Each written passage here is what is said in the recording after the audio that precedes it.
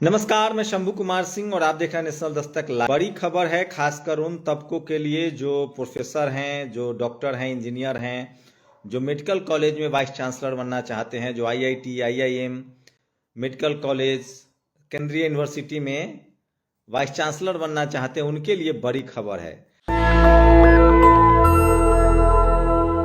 Lateral entry के जरिए vice chancellor बनाए जाएंगे। जी हाँ, ये एक बड़ी खबर बता रहा हूं कि जो कॉरपोरेट के लोग हैं वो लैटरल एंट्री बनेंगे। और इसी बीच एक खबर ये है, आज अखिलेश यादव ने भी कहा कि अगर आपको बीजेपी की सरकार में वाइस चांसलर बनना है तो आरएसएस का सर्टिफिकेट आपके पास होना चाहिए। आपको बता दें कि बनारस हिंदू विश्वविद्यालय बीएचयू में भी वाइस चांसलर का पद खाली है और अब तक सोचिए कोई भी गैर सवर्ण एससी, एसटी, ओबीसी, किसान वहां वाइस चांसलर नहीं बन पाया है। तो आज बहुजन समाज के तमाम वो पढ़े लिखे लोग जो इस चैनल को देखते हैं उनके लिए बड़ी खबर है। पहले अखिलेश यादव का वीडियो सुनिए। आपको एक सर्टिफिकेट चाहिए बीसी बनने के लिए, आप आरएसएस के सदस्य होने चाहिए बस। एक बार तो सोचिए, ये सबसे बड़ी खबर बता रहा हूँ, ये सुनिए। एक सर्टिफिकेट चाहिए बीसी बनने के लिए, आप आरएसएस के सदस्य होने चाहिए बस। तो अखिलेश यादव आज काफी गुस्से में थे। सरकार में चाहे वो दिल्ली वाली बात हो, चाहे लखनऊ वाली बात हो, पीक पे महंगाई है आपकी, पीक पे बेरोजगारी है, आप कोई इन्वेस्टमेंट नहीं ला पा रहे हैं। तो अखिलेश यादव ने आज प्रेस कॉन्फ्रेंस की है और उन्होंने कहा कि बीजेपी सरकार में हर पद और हर पोजीशन के रेट तय हैं, हर विभाग में भ्रष्टाचार हो रहा है। अखिलेश यादव ने आज बड़ा बयान दिया है। वाइस चांसलर का मुद्दा भी बड़ा मुद्दा हो गया है और उसके बाद एससी, एसटी, ओबीसी, पिछड़े दलित अल्पसंख्यक के लिए अखिलेश यादव का एक और बयान सुनिए। डेमोक्रेसी की बात करने वाले लोग और संविधान की बात करने वाले लोग वो जानते होंगे कि ये अनकॉन्स्टिट्यूशनल है कि जहां आप दूसरे पक्ष को सुन ही नहीं रहे हैं और ऑर्डर कर दे रहे हैं। और क्या जल्दी थी कि आप तैयार बैठे थे सर्वे करने के लिए, कि आप तुरंत सर्वे के लिए पहुंच गए जब हर पक्ष ने और खासकर मुस्लिम पक्ष ने ये कहा कि आप सर्वे करने आए तो हम पूरा सहयोग करेंगे, और पूरा सहयोग हुआ। तो क्या वजह थी कि दोबारा फिर सर्वे करने के लिए जाना पड़ा उन्हें?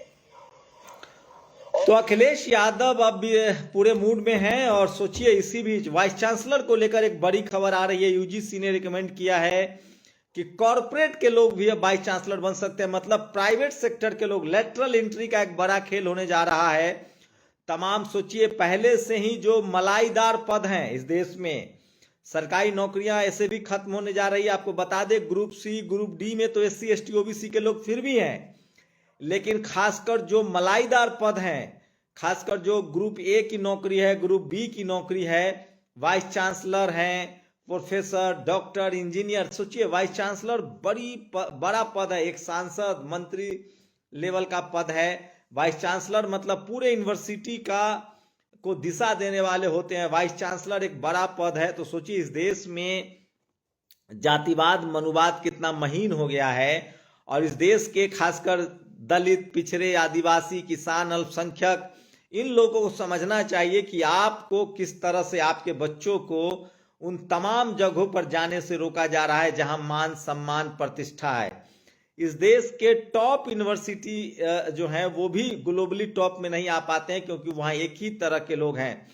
तो अब लड़ाई जो है वो जातिवाद की लड़ाई, गन्ना तोड़ने पर, आम तोड़ने पर, अमरूद तोड़ने पर, खेत जोत लेंगे, ये सब जो लड़ाई है, गांव में जो जातिवाद की लड़ाई रह गई, उसमें सबसे ज्यादा किसान और ओबीसी के लोग फंसे हुए हैं और बदनाम हो रहे हैं।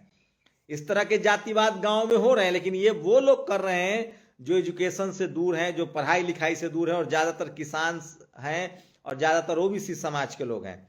और उनके साथ जो जातिवाद हो रहा है, सोचिए एससी, एसटी, ओबीसी और किसानों के साथ जो जातिवाद हो रहा है वो शहरों में हो रहा है, पावर सेंटर्स में हो रहा है। आपके बच्चों को हाई कोर्ट और सुप्रीम कोर्ट में जज नहीं बनने दिया जाएगा। आपके बच्चों को डॉक्टर, इंजीनियर, प्रोफेसर्स नहीं बनने दिया जाएगा, वाइस चांसलर नहीं बनने दिया जाएगा। ये सब वो नौकरियां हैं, सांसद भी 5 साल के लिए बनते हैं, 1.5 से 2 लाख तनख्वाह होती है, लेकिन एक प्रोफेसर की तनख्वाह 3 लाख रुपए से ऊपर होती है। एक डॉक्टर की तनख्वाह 5 लाख रुपए से ऊपर होती है और वो जीवन भर नौकरी करते हैं। वो मेडिकल कॉलेज में प्रोफेसर बन सकते हैं, डीन बन सकते हैं, हेड ऑफ डिपार्टमेंट बन सकते हैं। उसके बाद भी बहुत तरह की ताकत होती है उनके पास। वो बच्चों का एडमिशन, उनका फ्यूचर तय करते हैं, देश की दिशा और दशा तय करते हैं। और इन जगहों पर SC ST OBC के लोगों का पहले से ही अकाल है और अब लेटरल एंट्री लाई जा रही है। तो समझिए, सोचिए, आज मुझे एक प्रोफेसर साहब बता रहे थे कि 53 यूनिवर्सिटी है इस देश में। सेंट्रल यूनिवर्सिटी की बात कर रहा हूं सिर्फ, जैसे DU है, JNU है, BHU है, AMU है, इस तरह के 53 यूनिवर्सिटी है। वहां गिनती के 1 दर्जन भी SC ST OBC के लोग वाइस चांसलर नहीं होंगे, 1 दर्जन भी नहीं होंगे। 5-6 हो जाए टोटल मिला के। तो सोचिए, जो तमाम मलाईदार पद है उस पर आपकी एंट्री बैन है और इस पर कोई बात नहीं करेगा। मैं बार बार कह रहा हूं, इसके लिए तमाम SC ST OBC के जो डॉक्टर्स हैं, इंजीनियर हैं, प्रोफेसर्स हैं, उनको बात करनी चाहिए, सोशल मीडिया पर लिखना चाहिए और बहुजन पत्रकारों को भी इस पर बात करनी चाहिए। मैं कई ऐसे व्यक्तिगत रूप से डॉक्टर्स को जानता हूं, प्रोफेसर्स को जानता हूं जो ये लड़ाई लड़ रहे हैं। लक्ष्मण यादव की इसलिए नौकरी गई, डॉक्टर रितु सिंह जो SC समाज से आती हैं उनकी इसलिए नौकरी गई। इस देश में अब, पहले तो ये चपरासी आपको बन जाने दे रहे थे, अब चपरासी भी नहीं बनने दे रहे हैं। तो अब जातिवाद महीन हो गया है और अब जातिवाद के शिकार वैसे लोग होंगे जो हाईली एजुकेटेड हैं, जो बहुत पढ़े लिखे हैं और जो बड़े पदों पर एलिजिबल है और वहां जाना चाहते हैं। इसलिए SC ST OBC के लोगों को पहले तो दरवाजा ही बंद कर दिया गया है, नौकरी खत्म है। एडहॉक बेसिस पे भी अगर आप चले गए गलती से और कुछ बोल दिए तो लक्ष्मण यादव, रितु की तरह नौकरी से बाहर कर दिए जाएंगे। और जो लोग नौकरी में भी हैं वो भी कुछ नहीं, उनका प्रमोशन नहीं हो सकता है, प्रमोशन रोक दिया जाता है। उनको असिस्टेंट प्रोफेसर से एसोसिएट नहीं, एसोसिएट से प्रोफेसर नहीं बनाया जाता है और बीच बीच में उनकी कुर्सियां भी खाने की कोशिश की जाती है। तो सोचिए, मैं बार बार आप लोग को समझा रहा हूं, अब जातिवाद उनके साथ होगा जो पढ़े लिखे लोग हैं। आप जैसे बहुत लोग कहते हैं ना, ये जो जातिवादी मनुवादी लोग हैं वो कहते हैं कि अब कहां जातिवाद है। तो जातिवाद वहां नहीं है जहां पैसा नहीं है, मान सम्मान नहीं है, भविष्य नहीं है। आप सब्जी बेचिए, कोई जातिवाद नहीं है। मैं सफाई का काम करूं, कोई जातिवाद नहीं है। मैं भैंस पालूं, कोई जातिवाद नहीं है। मैं खेती करूं, कोई जातिवाद नहीं है। मैं ठेला रिक्शा चलाऊं, कोई जातिवाद नहीं है। मैं ड्राइवर बन जाऊं, कोई जातिवाद नहीं है। बिल्कुल ठीक कह रहे हैं। मैं आपके यहाँ बावर्ची का काम करूं, मैं आपके बर्तन साफ करूं, मैं आपके बच्चों को पालूं, मैं आपका कुत्ता घुमाऊं, मैं आपके घर में मेड का काम करूं, तो आप मुझे मान सम्मान देंगे, साथ में खाना खिलाएंगे। वहां बिल्कुल जातिवाद नहीं। आप सफाई कर्मचारी बनिए, आप टॉयलेट क्लीनर बनिए, प्लम्बर बनिए, तो भी जातिवाद। लोहे का काम कीजिए, चमड़े का काम कीजिए। अब जातिवाद है, आप फैक्ट्री नहीं डाल सकते हैं, आप हाई कोर्ट सुप्रीम कोर्ट में जज नहीं बन सकते हैं, आप IAS कलेक्टर नहीं बन सकते हैं, वाइस चांसलर नहीं बन सकते हैं, प्रोफेसर बन गए, असिस्टेंट प्रोफेसर है तो एसोसिएट नहीं बन सकते हैं। तो अब जो जातिवाद है वो पढ़े लिखे लोगों के साथ हो रहा है। आप सांसद बन गए तो कैबिनेट मिनिस्टर नहीं बन सकते हैं, SC ST OBC हैं। SC ST OBC हैं तो टॉप 10 के मिनिस्टर, आप फाइनेंस मिनिस्टर नहीं बन सकते हैं, डिफेंस मिनिस्टर नहीं बन सकते हैं आप। तो ये तमाम जो खेल चल रहा है। लेकिन सोचिए, सबसे ज्यादा आरक्षण के डाइवर्सिटी राजनीति में है। राजनीति में SC ST OBC का वोट ज्यादा है तो SC ST का रिजर्व सीट भी भरा जाता है।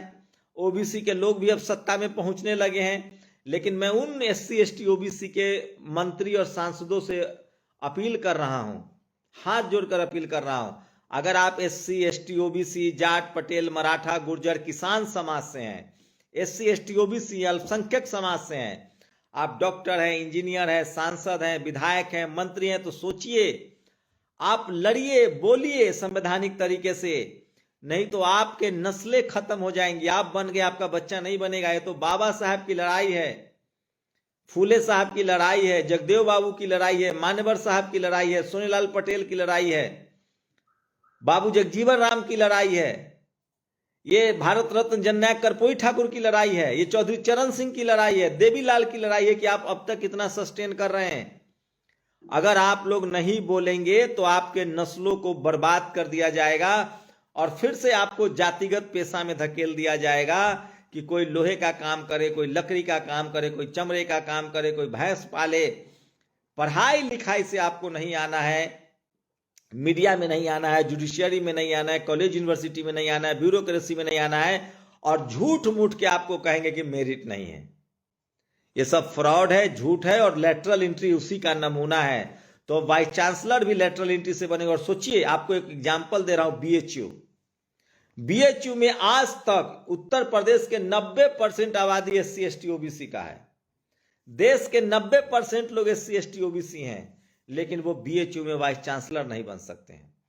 इस देश का ओबीसी प्रधानमंत्री बन सकता है। इस देश का ओबीसी MHRD का मंत्री धर्मेंद्र प्रधान बन सकता है, लेकिन आप वाइस चांसलर नहीं बन सकते हैं। हाई कोर्ट, सुप्रीम कोर्ट में जजों की भर्ती देखिए कैसे होता है। तो मैं फिर कह रहा हूं, अब जो जातिवाद है वो पढ़े लिखे लोगों के साथ होगा। जो लोग बड़े पदों पर पहुंचना चाहते हैं उनके साथ होगा। इसलिए पढ़े लिखे लोगों, बहुजन समाज के लोगों, किसान, अल्पसंख्यक, दलित, SC ST OBC के लोगों, आपस में लड़ना बंद करो और सोशल मीडिया का इस्तेमाल करके इन गैर बराबरी के खिलाफ लड़ो।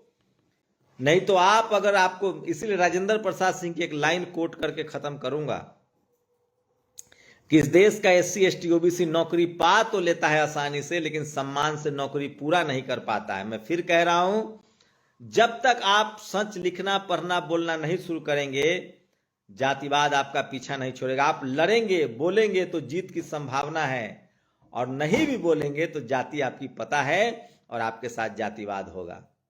इसलिए मैं कह रहा हूं कि जो समाज आवाज उठाता है वो अपने कंधे पर लाश नहीं उठाता है। इसलिए इस देश के बहुजन समाज के लोगों को इन तमाम खबरों पर बात करनी चाहिए। और ये दावे के साथ कह रहा हूं कि कोई भी सवर्ण पत्रकार, वो कांग्रेसी हो सकता है, बीजेपी हो सकता है, आम आदमी पार्टी के साथ हो सकता है, लेकिन वो बहुजन समाज के हितों की बात नहीं करेगा। ये भी गांठ बांध लीजिए। शुक्रिया। नेशनल दस्तक की आपसे गुजारिश है कि अगर इसको बचाना चाहते हैं तो नेशनल दस्तक को सब्सक्राइब करने के लिए रेड कलर के सब्सक्राइब बटन को दबाएं, फिर बेल आइकन की घंटी दबाएं। नेशनल दस्तक को बचाने के लिए बहुत जरूरी है कि हर खबर को शेयर करें, लाइक करें, कमेंट जरूर करें।